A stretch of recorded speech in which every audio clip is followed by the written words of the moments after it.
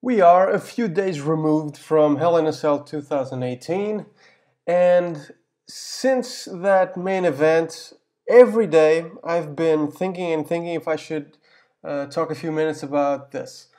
Because WWE can probably get away with shitting on their own selling points. WWE can promote a match where they say there's no interference, where a winner is pretty much guaranteed, like you have in Hell in a Cell. Actually, Braun Strowman came out and said that he would be cashing in his Money in the Bank briefcase in the Hell in a Cell so he could keep everybody out. Face! And then you see the finish of the match and you realize that Face! Vince and company just shit all over their own selling points.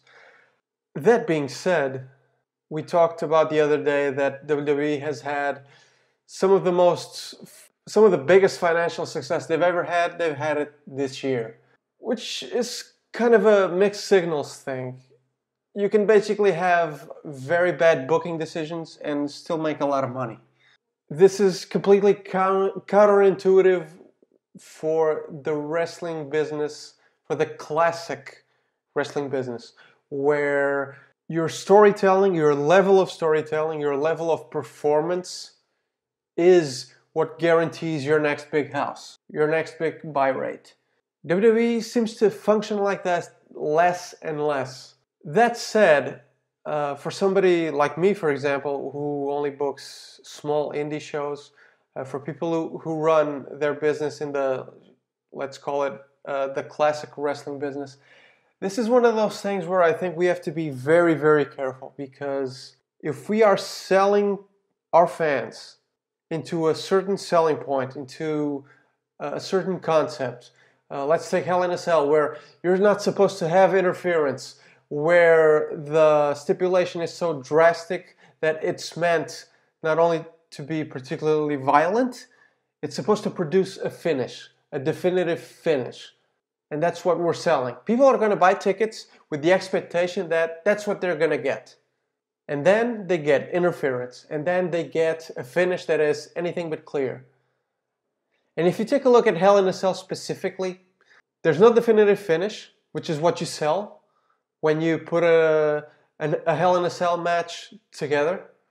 No, you can say, okay, there's been interference before. Sure.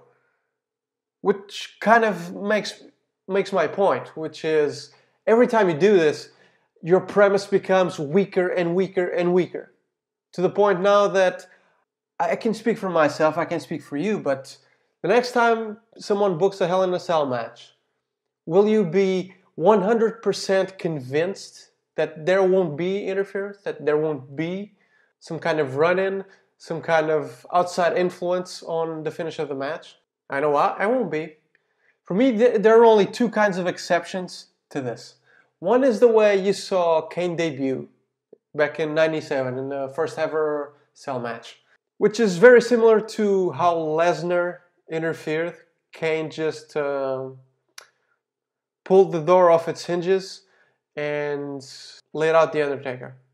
The big difference is, in my opinion, is that Kane's debut had been set up for months.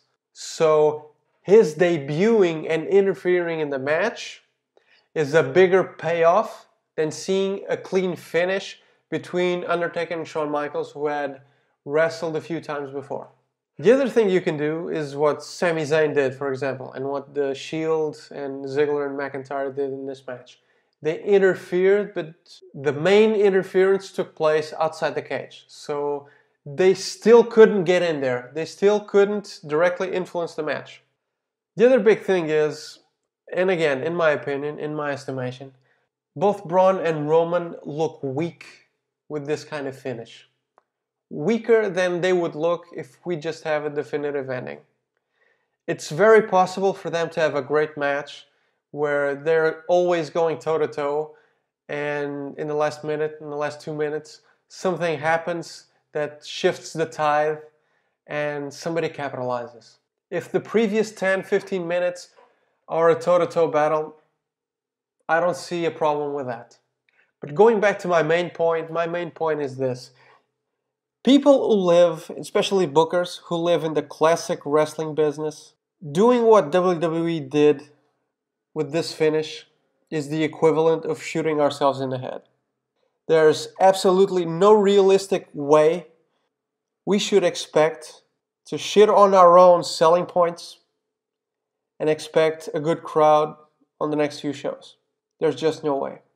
So I think a main concern with keeping indie wrestling and classic wrestling alive has to be this. You have to respect your audience to the point where if you're leading people in a certain direction, if you're setting up a certain payoff, you absolutely have to get there. The only reason you could possibly have for not giving people the payoff you're setting up is if you give them an even bigger payoff. And this is something that a lot of good TV shows do. If you see TV shows like Game of Thrones, Battlestar Galactica, they frequently set up certain story points, certain plot points that you're pretty sure they're heading into a certain direction, but then a certain switch is pulled. You don't get the payoff you're expecting, but you get an even bigger payoff. And the story leads in another direction, which keeps you just as, if not more, interested. I don't think WWE does this. No. There's a comment section for a reason. You can always tell me if I'm wrong.